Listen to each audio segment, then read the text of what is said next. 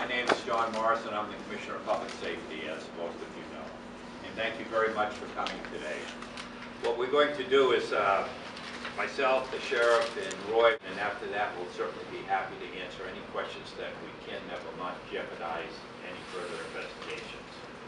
So let me start off by saying, today the main drug enforcement agency and all of the representatives of the other law enforcement agency in the room are here to announce a series of arrests in what is likely the largest drug investigation in Oxford County history.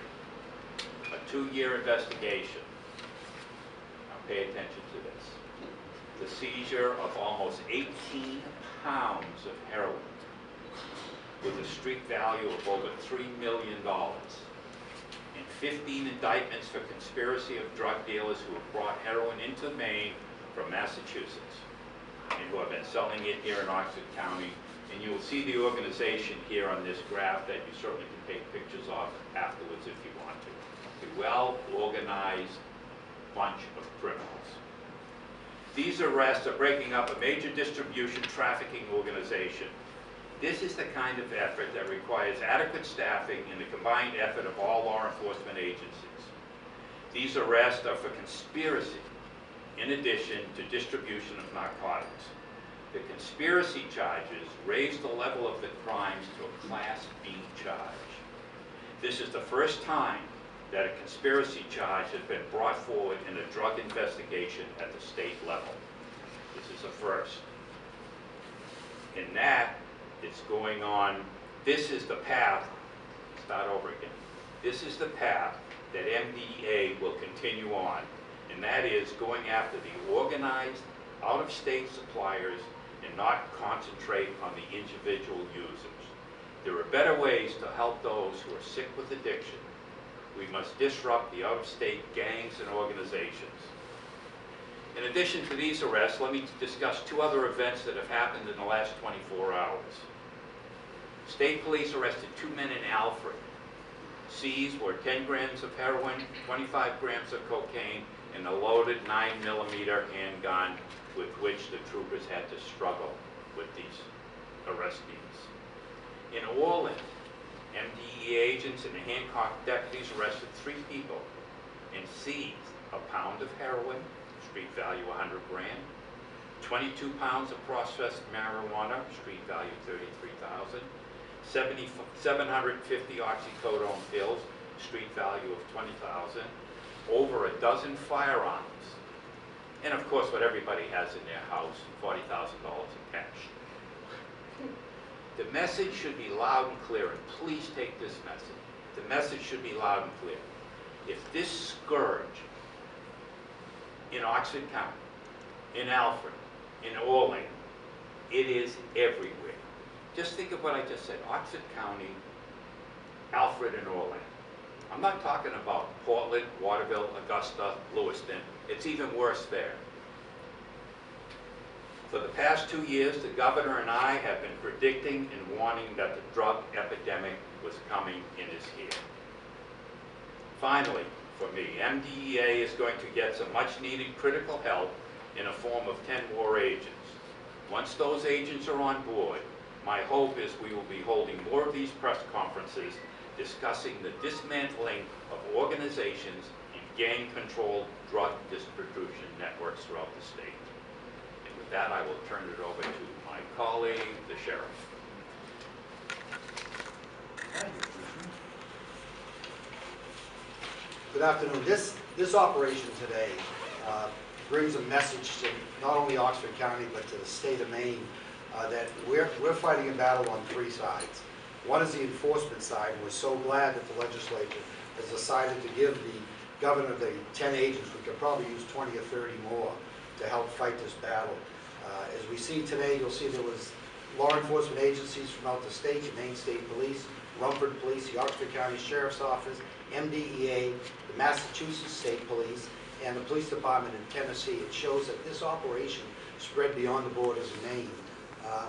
And we've got to stop this epidemic in 3 ways. One is the enforcement side, the other is education to the public, and the third is get rehabilitation for those people who are addicted to these drugs. This is a poison that's killing our people. We've lost in the last year in Oxford County we have lost 9 people who have died to an overdose associated with heroin. That does not even account for the many other people who have overdosed and have been brought back miraculously by Narcan or other drugs that bring them back from death. So this is a battle we're going to continue to do. We're pleased today at the amount of people that were arrested, safe operation for not only us, law enforcement, but for the public. And we just hope that we can continue to do this. We need the help of the citizens to continually call the police departments, give us tips, give us information, so that we can stop this surge of poison that's coming to the state of Maine and to our county.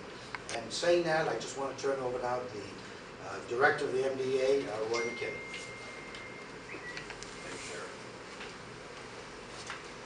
Thank you, Sheriff. My name is Roy McKinney, for those that do not know me. I have a few prepared comments. I want to make sure I don't want to miss anything to provide you some information about the importance of this long investigation that was conducted by the MDEA, and in particular the Western District Task Force, which its operation area is Androscoggin, Oxford, Franklin County. Today, 14 people have been arrested and charged with a criminal conspiracy count of aggravated trafficking in heroin, after indictments were handed down last week by the Oxford County grand jury. Those indicted were arrested today by a team of over 20 police officers, as the Sheriff and the Commissioner have mentioned, not just MDEA, but Maine State Police, Rumford Police, etc.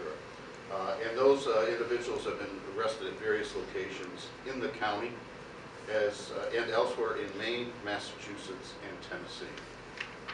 Most every law enforcement agency in Oxford County played a role in this investigation.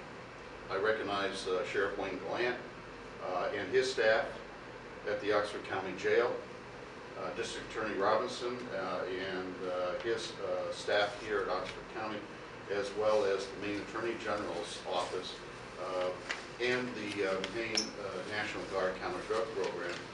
Without their assistance, or with their assistance, in getting us here today. In November of 2013, MDEA agents of the Western District Task Force initiated an investigation into the distribution of oxycodone and heroin in Oxford County. That investigation began with a piece of information provided by a Maine State Police trooper as a result of a motor vehicle stop.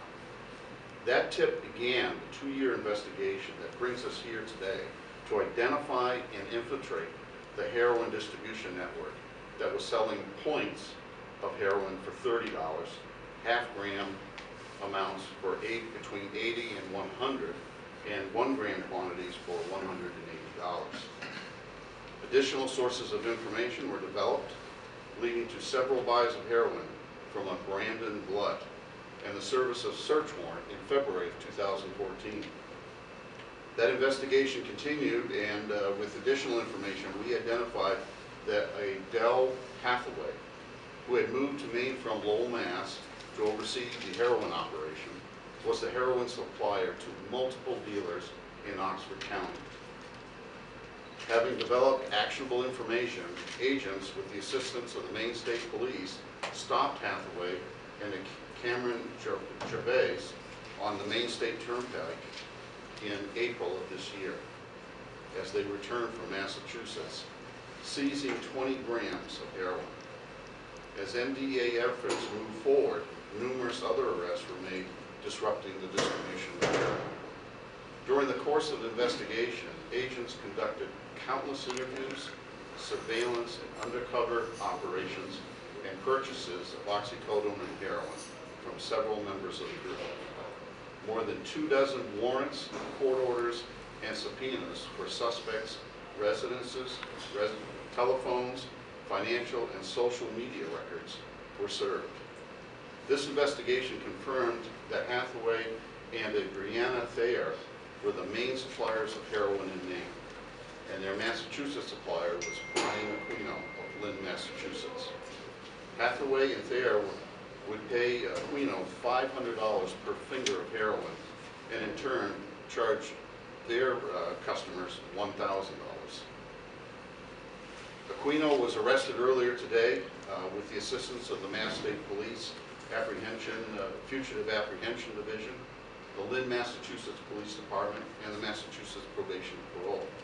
As a result of that arrest, they sought a search warrant for his residence and seized 2,800 dosage unit currency. Though the actual amounts of heroin seized in Maine in this case is less than 1 ounce, the conspiracy investigation revealed the staggering amount of heroin smuggled into and distributed in Maine by this lone criminal enterprise that is now dismantled with a grand jury action. MDA will continue to use all tools available to us, including conducting these long-term criminal conspiracy investigation in our efforts to attack drug trafficking groups such as these and like these, and bring those suppliers that are sitting in another state to Maine to account for their criminal behavior. I also want to recognize a shout out to write the name down. Bean Station, Tennessee. They arrested one of the individuals in this particular case today. So that ends my prepared comments. We're certainly open for questions. Roy, what can you tell us about Aquino? Does he have gang ties, lengthy history? What do we know about him? Well, I don't want to get into the very specifics of the case. I've kind of given you a 10,000-foot ceiling, only because the matter remains under investigation and we're at the indictment stage. This investigation does not stop today with those indictments and with these arrests, but we'll continue forward. Does he have a prior criminal history, a prior drug-related history? That I don't have before me right now. So the majority of the heroin, you guys didn't actually seize the 80,000 dosages. That's just what's estimated to have been brought in? That is correct. That's what the investigation reveals is 8,000 grams or 80,000 dosage units was brought in between the period of January of 2013 and April of 2014. It's better than an estimate. It's more solid than that. Right. And so the actual amount of drugs that was seized is just the amount in Massachusetts? What we had, as I indicated here in Maine, during the course of that investigation, we seized a little less than 1 ounce of heroin. With the work that the Massachusetts authorities have done, they've seized 10 ounces of heroin today. So that amount of drugs that's estimated to have come into Maine, that was used. It's not like you guys didn't intercept it. It was used by. You'd have to make the assumption that it's right. used. It's fast turned over. Nobody saves right. it.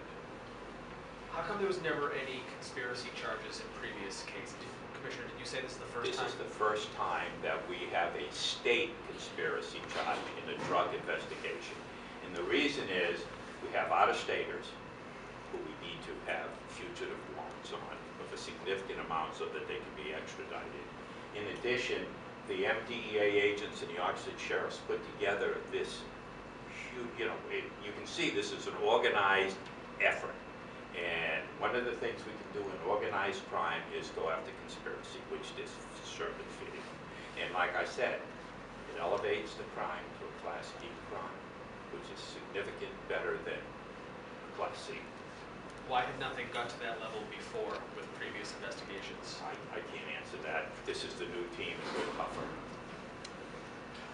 Will Aquino be tried here or Massachusetts? If he was arrested there and the bulk of the heroin seized was in Massachusetts. He will be joining us up here to shop at LLD in City of Gloucester. Will he also face charges in Massachusetts? Yes. I would presume so, yes. Or- Does this become a federal case because it crosses state lines? No, it does not. It remains at the state level. The Attorney General's office has been working with us on this investigation and the prosecution going forward.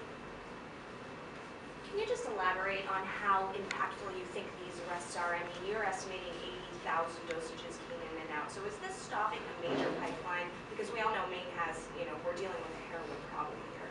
Absolutely. This is stopping one organized group of people who are poisoning Oxford County. Right now, it's probably, I wouldn't say it's impossible, but it's a little more difficult to get your heroin today. 14 of these 15 have been arrested. The 15th is going to be scooped up here very shortly. The difference between a Class C and a Class B for somebody who doesn't have, like just Many years in jail. many more. Yes. Yeah. I think Class B is up to 20, And 10, C is 5. C is 5. Roy, we know Aquino is primarily involved in distribution, but who's manufacturing? Where is the heroin being manufactured? Have you been able, I guess, to trace back, I guess, what the original starting points of this is? And does it move in kind of a cyclical pattern? Do you have times when you expect more of this to come into the state than at other times? Or? Well, what we're seeing is this is a crisis that did not happen overnight. It is a crisis that will not disappear overnight. This has its beginnings in the prescription drug epidemic that Maine has been experiencing for many years, going back to 1999, 2000. And what we have is we have the Mexican cartels, and the DEA released a public report in the last couple of months that details that very well, as a major newspaper in Maine did an article that demonstrates the Mexican cartels are stepping in that void, if you will, of where the prescription pills have gotten expensive, and they in turn have made heroin very available, very cheap. And this is much different than the heroin crises that the United States experienced in after World War II and after the Vietnam War, where that heroin was low in purity, high in cost. This is just the opposite. It's high in purity and low in cost. They're very good at what they do in the distribution, in the manner in which they're doing it, as I've read, in a big box store approach, where they are literally dumping into communities large amounts of heroin. And previously, we'd seen the oxycodone coming up out of New York by the hundreds, by the thousands, and now the population has switched to the heroin. And so we have these criminal enterprises that are here to make the money. As I mentioned in my prepared comments, is that price was $500. And Aquino was getting it, no doubt, for less than that. It's every stage in drug distribution, a person is, the rule of thumb is they're going to try and double their money. It's all about making money, irregardless of the damage that it's doing. And to reiterate, what this investigation reveals is just a staggering amount. Just one group was bringing into Maine,